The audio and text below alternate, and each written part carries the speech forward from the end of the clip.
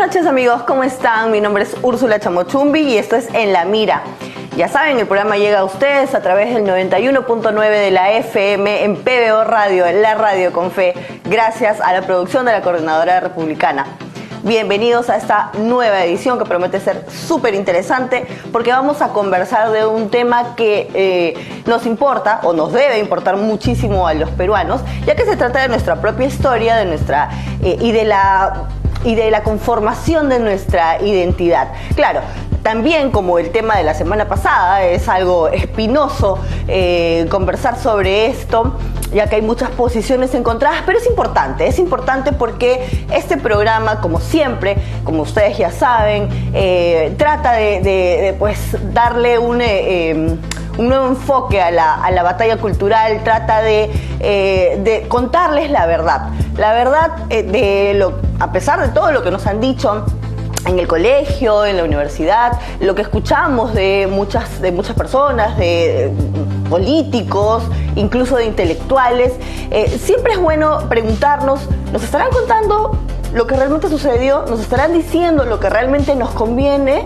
Como ya hemos establecido en otros programas, probablemente no. Entonces lo mejor es que nosotros nos enteremos por nuestra propia cuenta y, como siempre, vayamos a diferentes fuentes, porque si vamos por un solo camino siempre, entonces vamos a encontrar una sola versión siempre. En cambio, si vamos por varios caminos y vamos recogiendo diferentes versiones, luego podemos nosotros analizarlos y tomar nuestras propias decisiones.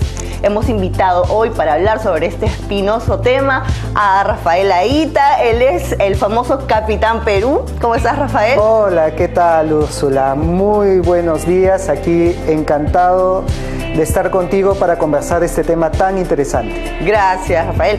Como le comentaba a nuestros televidentes, tenemos un tema interesante, importante, que es la conquista, ¿no? La conquista española, que tanto, como les decía, es un tema tan espinoso. Y lo estoy tratando de concatenar con el tema anterior, que fue la hispanidad. La semana pasada hablamos de la hispanidad y esta semana, por supuesto, nos toca hablar de la conquista. Pero antes de entrar en nuestro tema, Rafael, yo quería preguntarte, tú tienes en tus redes sociales y eres conocido como el Capitán Perú, pero ¿qué te llevó a formar este proyecto? Así es, sí, bueno, es una larga historia. Colegio, porque yo en el colegio era muy aficionado a escribir y desde entonces siempre estuve escribiendo cuentos que después se convirtieron en novelas y que al inicio era un hobby, pero ya posteriormente tuve la oportunidad de publicarlas y algunas de estas eran de ficción histórica, lo cual me llevaba mucho a buscar información en los libros de Rogorovsky, del Busto, Valdemar Espinosa, los, historiadores reconocidos en el Perú, que para nutrir a historias de ficción, pero que sí tenían un sustento histórico. Y ahí es donde encuentro un montón de información muy interesante, que no era conocida, que estaba en los libros de historia, que no se enseñaba en el colegio y que valía la pena difundir. Entonces siempre tenía esa inquietud de, oye, qué interesante este dato, qué interesante este hecho histórico, cómo no se conoce más. Pero no sabía cómo llegar a redes. La forma cómo llegar, precisamente me la dio un grupo de amigos que conformaron un club de fans en donde ellos caracterizan personajes de la ciencia ficción y de los superhéroes, de los cómics, de las películas, y así, caracterizados, disfrazados de los personajes, iban pues a los colegios, hospitales, orfanatos, y me introducen en este mundo de los disfraces. Entonces ahí es donde yo veo cómo los niños se conectan con los trajes, con los superhéroes, y pues hago este enlace entre las dos ideas y digo, oye, qué interesante sería tomar los colores del Perú para un traje de superhéroe, y ahí es donde nace la idea de Capitán Perú. Qué interesante, pero también qué importante el trabajo que haces, porque en estos tiempos en los que estamos en plena batalla cultural, en la que nos dicen una cosa cuando resulta que la verdad es totalmente diferente, cuando incluso en el colegio nos enseñan cuestiones que no son ciertas o que no son totalmente ciertas, y eso contribuye a que nosotros no crezcamos como ciudadanos, no formemos nuestra identidad. A pesar de que muchos pueden decir eso no tiene nada que ver, sí tiene que ver, por ejemplo, con las taras que arrastramos, con los complejos que arrastramos como sociedad, ¿no? Eso es muy importante. Son cosas que se tienen que formar desde pequeños. Lo conversábamos la semana pasada con el invitado anterior, pero sin embargo en este país no sucede, como sí se hace en otras culturas, en otros países.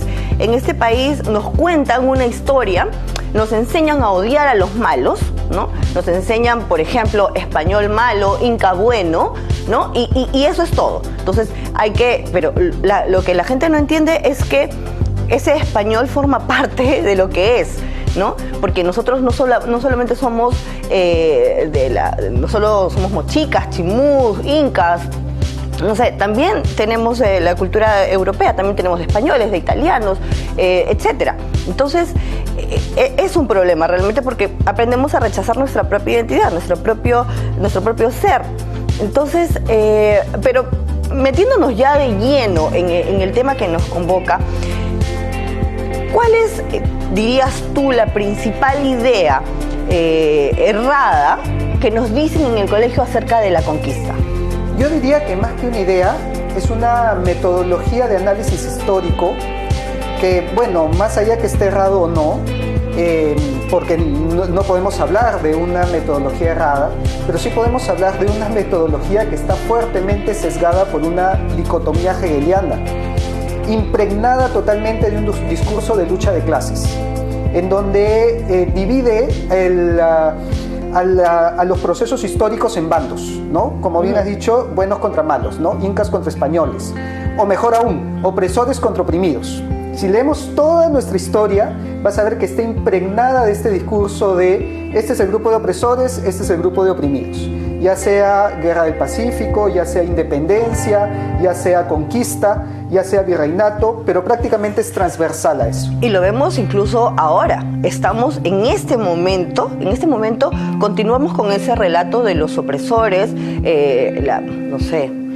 la derecha o los millonarios, los ricos versus los pobres oprimidos del Ande, por decirlo de alguna manera. Es parte del discurso, y esta metodología que, como dije, viene desde la época de Hegel, antítesis y síntesis, que tiene esta estructura, es pues adaptada a la historia, y lo que hace es dividirnos, que es lo que vemos, ¿no?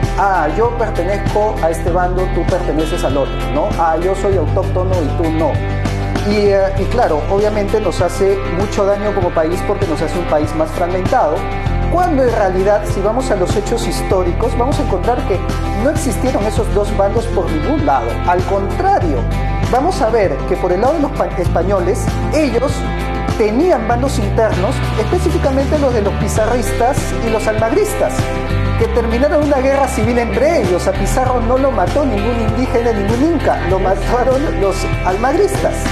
Y dentro del bando, o del supuesto bando autóctono, en realidad existían muchos también, empezando por los huascaristas y los atahualpistas, que ya venían de una guerra anterior y que posteriormente se sumaron huancas, huaylas, chachapoyas, chancas y toda una serie de etnias que se plegaron hacia uno o hacia otro bando, o hay veces cambiaban de bando en el camino.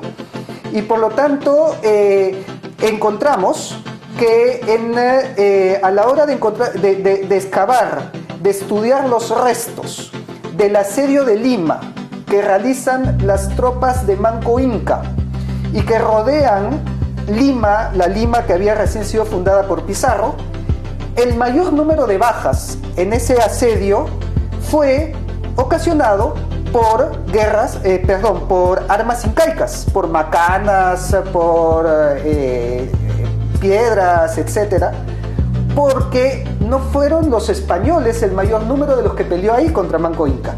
Fueron los huaylas enviados por Cunturhuancho, que era la madre de la esposa de Pizarro, y dijo, ustedes vayan a proteger a mi hija. Entonces fue principalmente ahí en esa batalla una guerra entre Huaylas y las tropas de Manco Inca. Así es, porque algo que usualmente se olvida y que definitivamente no dicen en el colegio, yo tengo una hija en edad escolar y definitivamente no le han contado esta parte de la historia, es algo que nosotros siempre discutimos. Lo que no sabe la gente, lo que no entiende la gente es que las tropas, vamos a decirles españolas, las tropas españolas no ganaron porque eran muchos más en número, ¿no? Porque fueran pues destacados militares, estrategas. Por supuesto que no. Ellos ganaron porque tenían el apoyo de otros, de diferentes bandos aquí.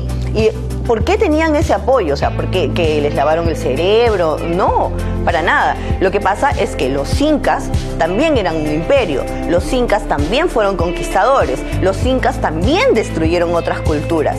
Entonces, esas culturas que ellos avasallaron o esos grupos que ellos avasallaron luego se unieron a los españoles para poder lograr derrocarlos. E incluso yo no diría los incas, yo diría Huáscar y Atahualpa. Así es. Voy a poner el caso de los cañaris.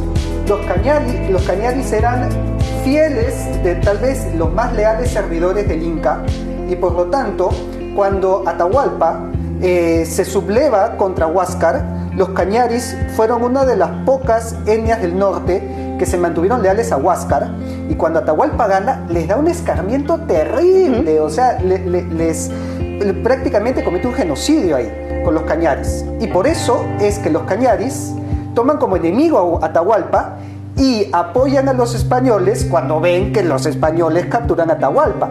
No porque les encantaban los españoles, sino porque odiaban a Atahualpa por lo que les había hecho. Exacto. Y hago este énfasis porque incluso dentro de los mismos incas hubieron bandos que apoyaron a los españoles, específicamente el bando huascarista, porque tampoco quiero que se vea como españoles más etnias contra incas.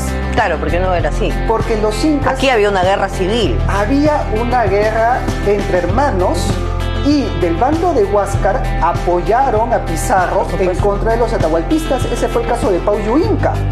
Recordemos que Pizarro entra a Cusco escoltado por incas. No hubo batalla para tomar Cusco.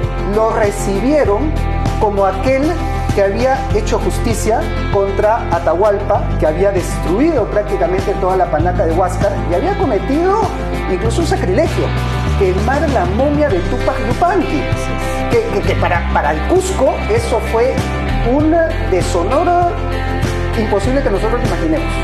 Así es, porque hay que recordar que en su cultura el que era quemado no llegaba pues al siguiente nivel, entonces eso era como que lo arruinaste. ¿No? Sí, o sea, lo arruinaste ya.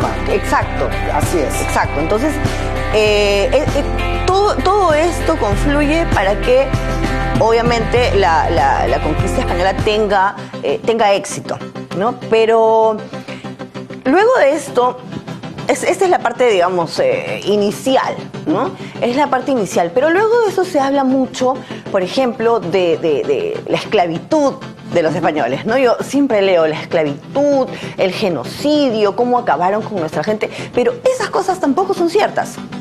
Tampoco son ciertas. No podemos hablar de genocidio, por ejemplo, podríamos hablar o de destrucción de la cultura, cuando aquí lo que hubo fue el sincretismo. Tú vas a cualquier iglesia del Cusco, yo acabo de estar en el Cusco viendo esa maravillosa catedral que tienen, y lo primero que tú notas en las pinturas es que, claro, está la Virgen María, ¿no? Por ejemplo, pero ¿cómo está vestida la Virgen María? La Virgen María está vestida de manera como si simbolizara los cerros, ¿no? Entonces, porque para ellos la Virgen era como la Pachamama, ¿no? Entonces, o veías por ahí el sol, ¿no? Como su dios Inti, o veías, ves que tienen cóndores. Ellos trataban de juntar, claro, su nueva cultura, su nueva religión, pero también trataban de poner elementos de su propia cultura, y esto era permitido por los españoles. Entonces, ahí viene el sincretismo del que tanto hablamos, que existe aquí en nuestra cultura y no existe, por ejemplo, en lugares como América del Norte, a lugares a donde llegaron otros, los anglos o los ingleses, por ejemplo, y destruyeron totalmente sus culturas. Eso no sucedió aquí. Sí, aquí precisamente es donde nos damos cuenta cómo hay un discurso que toma lo que le conviene y toma lo que no le conviene. Porque toma el tema de los abusos, que obviamente no se pueden negar los abusos, existieron abusos, y no se puede negar porque la misma España reconoció que habían abusos. Entonces es tonto o irónico que nosotros 400, 500 años después lo neguemos. Y dado que España reconoció que había abusos, elaboró toda una serie de leyes, que eran las leyes nuevas, las leyes de Burgos, las leyes de Indias, para frenar esos abusos.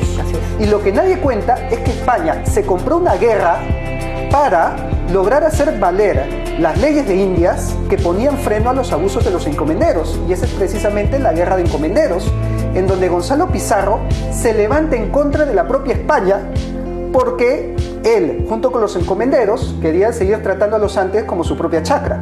Mientras que España decía, no, acá hay leyes que protegen a los indígenas y hay que hacerlas valer.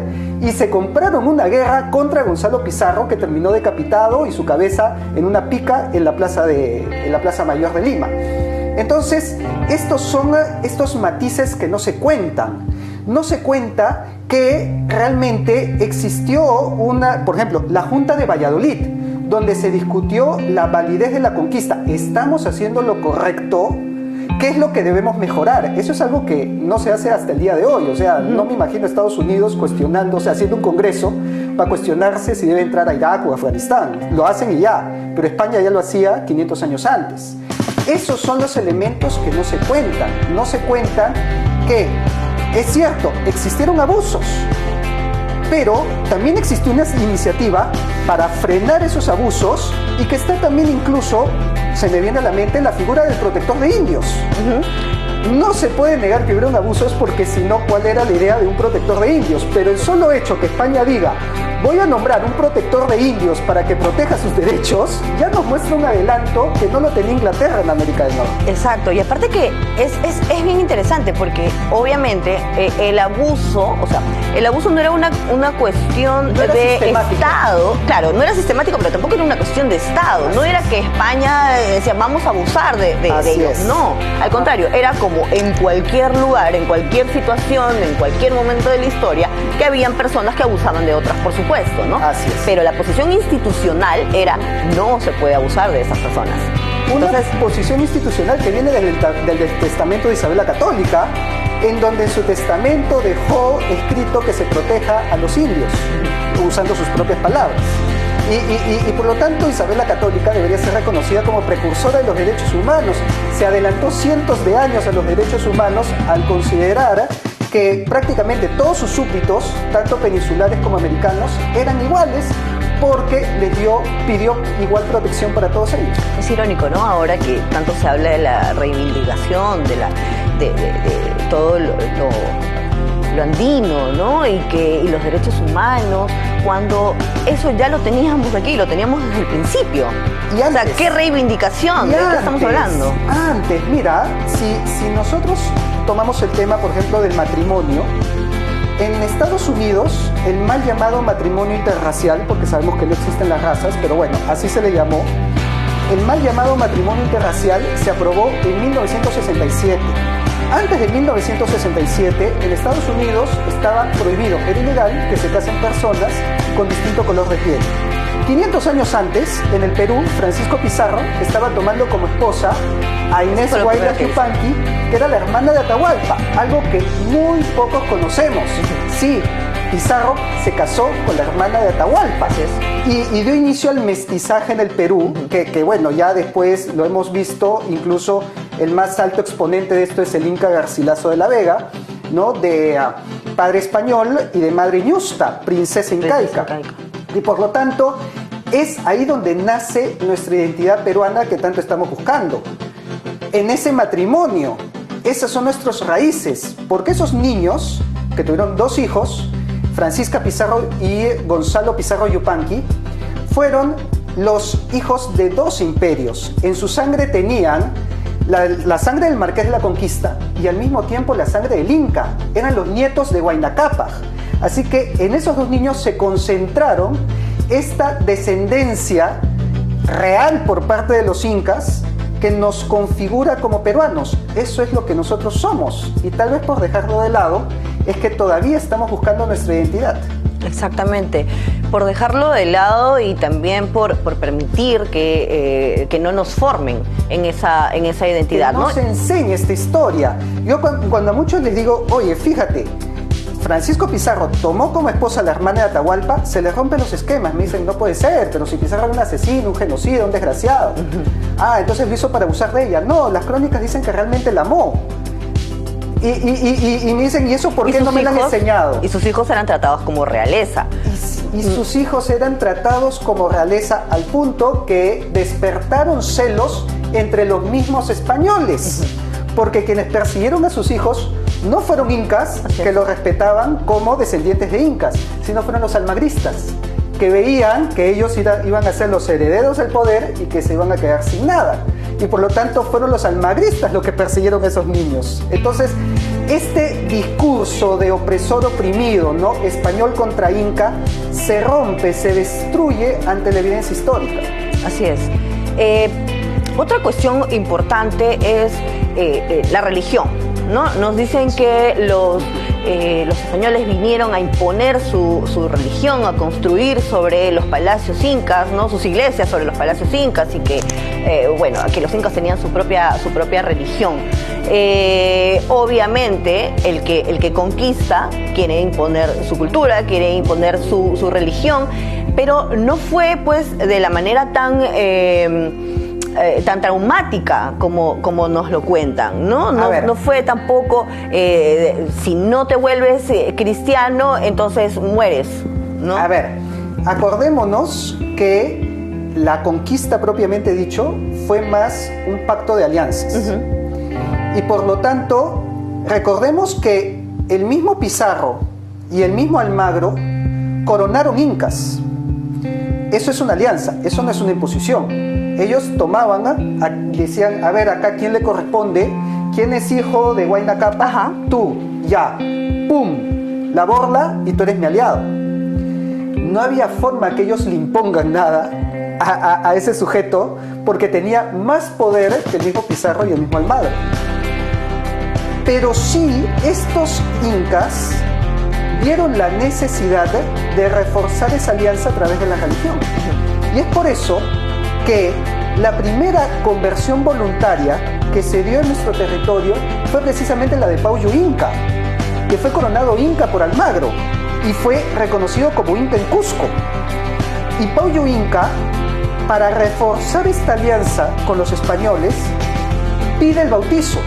Los mismos españoles se sorprenden. Esto está en un libro muy revelador, se llama El estandarte Realila Mascaipacha, del historiador cusqueño Donato Amado, que le envío un gran saludo porque ha hecho un gran trabajo de investigación con una época histórica que le hemos dejado de lado, los incas en el virreinato. Y ahí narra cómo los españoles se extrañaron y dijeron, ¿te vas a convertir? Y ellos, sí, porque quiero ser su aliado. Y Pauyo Inca, con la borla, con la autoridad del Inca, es quien funda la primera ermita en Cusco, la ermita de San Cristóbal. Y su hijo Carlos Inca es quien funda la parroquia de la Virgen de Guadalupe en Cusco. Y todos estos herederos incas fueron católicos, conversos. Las crónicas dicen que vivieron fielmente su fe hasta el final de sus días, de repente mucho mejor que muchos católicos el día de hoy, porque incluso se narra que Pauyo Inca era asiduo a misa y lo llevaban en una litera, como llevaban al Inca, porque era Inca. Tú te imaginas a Pauyo Inca caminando por las calles de Cusco en su litera, siendo cargado por todos sus súbditos, yendo a misa. Entonces, ¿qué es lo que pasaba en la época? Se convertía el señor, se convertían los súbditos. Y todos aquellos que eran leales a Pauyo Inca, cuando vieron que él se bautizó, ellos también se bautizaron. Entonces, yo no diría que fue una imposición porque ni siquiera tenían el poder para imponer. Fue parte de esta alianza hispano-andina. Y es importante reconocer también que eso era en ese momento, claro, probablemente en algunos lugares no era una imposición, en otros por supuesto que sí, pero es importante reconocer que eso también era necesario, era parte del proceso histórico, ¿no? Este tema es muy interesante, es muy amplio, me ha encantado conversarlo contigo, te comprometo para continuar conversándolo porque luego de esto viene también, o sea, la segunda parte de esto y luego la parte de la independencia, de la que también nos han contado muchísima, la independencia, ¿no? De la que nos han contado muchísimo, pero que realmente... Nos falta entrar a todo el virreinato y los incas en el virreinato. Así es. Muchos piensan de lo que los no se incas... sabe nada. No, muchos piensan que los incas murieron en la conquista. Así es. No, hubieron incas en el virreinato con poder. Con poder, con títulos, con tierra, igual que los que eran curacas, etcétera. Y que todo eso se abolió, sí, en la independencia. Bueno, de eso vamos a conversar en los siguientes programas. Amigos, muchísimas gracias por haber estado con nosotros aquí en el 91.9 de la FM, PBO Radio, la radio con fe. Nos vemos la próxima semana.